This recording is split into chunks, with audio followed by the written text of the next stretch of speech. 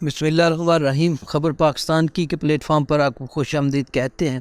اس video کے اندر ہم political victimization پر بات کریں گے اور اس کے کچھ تاریخی پہلو اور کچھ موجودہ صورتحال دونوں کو ڈسکس کریں گے۔ دیکھیں، جہاں جہاں دنیا میں جمہوری نظام حکومت ہے وہاں ہمیشہ اپوزیشن اور گورنمنٹ آمنے سامنے ہوتی ہیں، ہمیشہ ایک دوسرے کے خلاف وہ اقدامات اٹھاتی ہیں، ہمیشہ کوشش کرتے ہیں کہ ایک دوسرے کو دبایا جائے، پریشرائز کیا جائے تاکہ خود اپنا اقتدار جو ہے اس کو تول دیا جا سکے۔ امریکہ کی مثال لے لیں، انگلینڈ کی مثال لے لیں یا کسی بھی اور جمہوری ملک کی مثال لے لیں، آپ کو ہر ایک جگہ پہ ایسا نظام ملے گا، مگر اس حد تک کوئی نہیں جاتا۔ آج کل ہم دیکھ رہے ہیں امریکہ کے اندر کچھ حالات بدلے دکھائی دے رہے ہیں، وہاں بھی کچھ پولیٹیکل وکٹمائزیشن کچھ ایسی مل رہی ہے کہ ڈونلڈ ٹرمپ اس وقت وہ اور ان کے دوست کچھ ساتھی آج کل اس چیز کا شکار ہیں، لیکن اتنی گمبھیر صورتحال نہیں ہے۔ کیسز ضرور ہیں، عدالتوں میں جانا پڑ رہا ہے، گرفتاری بھی ہو چکی اور باقی کیس بھی چل رہا ہے، لیکن اتنی کشیدہ صورتحال نہیں ہے جتنی ہم اپنے ملک کے اندر دیکھ رہے ہیں۔ ماضی کے اندر اگر نظر دوڑائی جائے تو یہی پاکستان مسلم لیگ نون اور پاکستان پیپلز پارٹی ایک دوسرے کی بدترین دشمن رہی ہیں، سیاسی دشمن رہی ہیں۔ ایک دوسرے پر انہوں نے کیسز بھی بنائے، ایک دوسرے کی کرپشن کو بھی واضح کیا، ایک دوسرے کو انہوں نے ہر لحاظ سے تنقید کا نشانہ بنایا، الزامات بھی لگائے۔ یہی آصف علی زرداری 11 سال سے زیادہ جیل میں رہے، سزائیں بھی بھگتتے رہے۔ اسی طرح حتیٰ کہ محترمہ بینظیر بھٹو جو مسلم دنیا کی ایک ذہین ترین خاتون تھی، انہیں بھی جیل کاٹنی پڑی۔ چھوٹے چھوٹے بچوں کے ساتھ وہ اپنے آصف علی زرداری کے پاس جاتی رہیں جیل کے اندر۔ تو یہ پولیٹیکل وکٹمائزیشن پاکستان کی تاریخ کا ایک لازمی حصہ ہے۔ اس میں ہمیں بہت ساری مثالیں ملیں گی۔ آپ بے شک 1947 سے لے کر شروع کر لیں، آپ کو پتہ چلے گا کہ کس طرح سے دونوں جماعتوں نے، کس طرح سے مخالفین نے ایک دوسرے کو سیاسی انتقام کا نشانہ بنایا۔ ورکرز کو پکڑا گیا، ان کے رہنماؤں کو پکڑا گیا، جیلیں کاٹی گئیں، حتیٰ کہ یہاں تک نوبت پہنچی کہ ذوالفقار علی بھٹو کو تو پھانسی پر بھی لٹکوا دیا گیا۔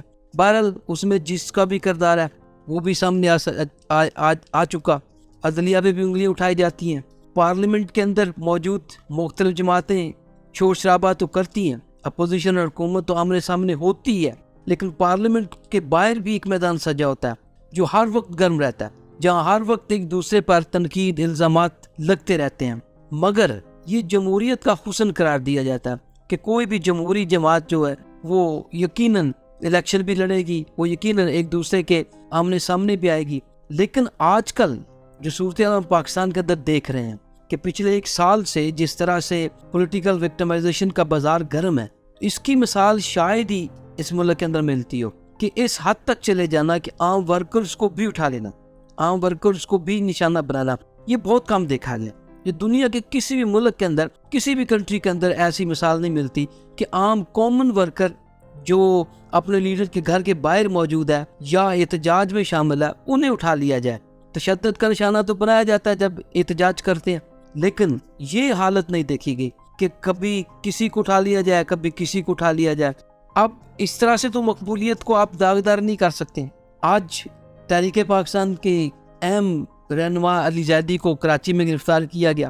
بظاہر تو ایک شخص نے ان کے اوپر FIR کٹوائی کہ جناب انہوں نے میرے ساتھ زمین کا فراڈ کیا ہے، کافی بڑی رقم ہے جو انہوں نے میرے سے لی، اور نہ زمین دی نہ ہی اصل ڈاکومنٹس دیے، جو ڈاکومنٹس مجھے دیے وہ تو جعلی ہیں، اور آج تک انہوں نے جب یہ پراپرٹی کا کاروبار کرتے تھے اس وقت سے لے کر انہوں نے میرے سے یہ رقم لے رکھی ہے، اور نہ رقم واپس دے رہے ہیں اور نہ ہی پراپرٹی دی ہے۔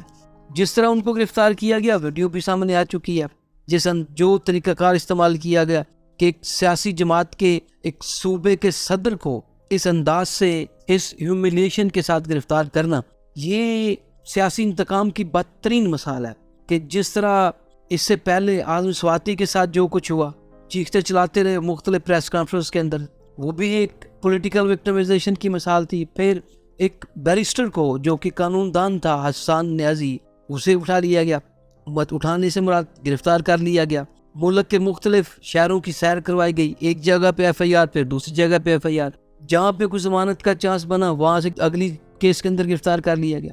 इसी तरह अली अमीन गंडापुर अभी भी जेल भुगत रहे हैं, अभी भी इनका शिकार हैं। इसी तरह दूसरे रहनुमा भी हैं, फवाद चौधरी भी मदद चख चुके हैं। तो ये पॉलिटिकल विक्टिमाइजेशन रहनुमाओं तक किया, हत्ता के पीटीआई के चेयरमैन को गिरफ्तार करने की कोशिश की गई, जिसको कारकुनों ने, उनके चाहने वालों ने नाकाम बनाया। हालांकि इन्होंने हमला करने वाली कोई कसर नहीं छोड़ी थी। कहाँ इस्लामाबाद से वारंट गिरफ्तारी जारी होने हैं, वहाँ से पुलिस ने चल निकलना है और यहाँ पे आके कार्रवाई शुरू हो जानी, पंजाब पुलिस पूरा साथ देती।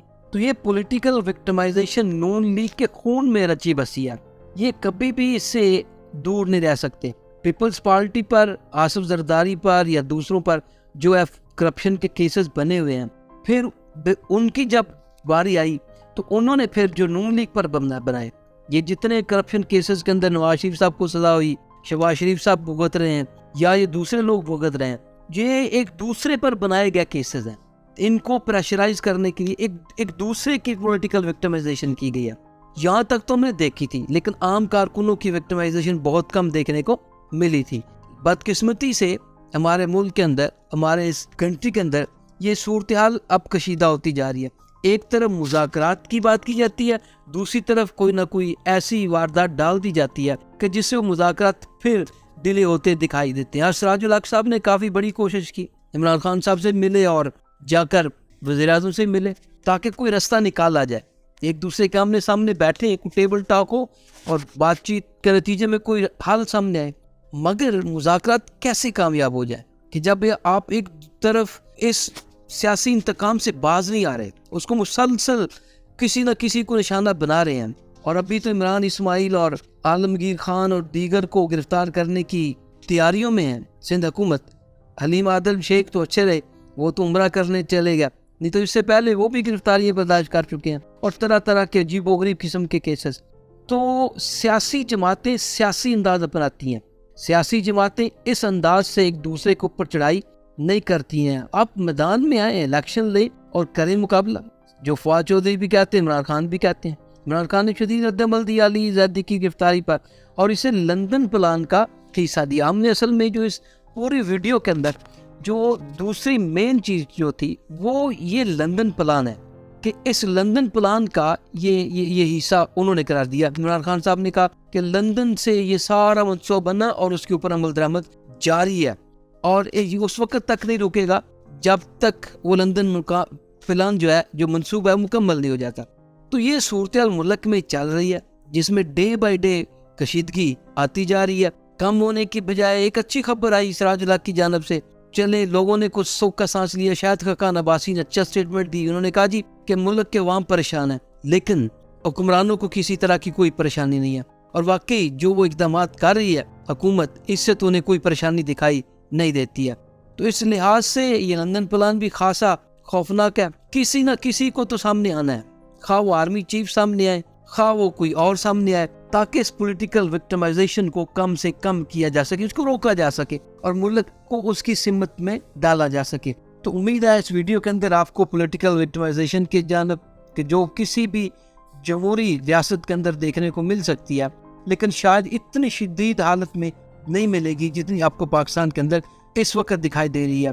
तहरीक इंसाफ पिछले 1 साल से पॉलिटिकल विक्टिमाइजेशन का सामना कर रही है। हर लीडर के ऊपर मुकदमात का ढेर है, कईयों को गिरफ्तार किया गया, कईयों को मुख्तलिफ हीले बहाने से रुसवा किया गया और उसका नतीजा ये निकला, ये कशीदगी बढ़ती गई। ये उसी वक्त कम हो गई जब आपस में बैठकर बात की जाएगी और इस पॉलिटिकल विक्टिमाइजेशन से बाज आया जाएगा।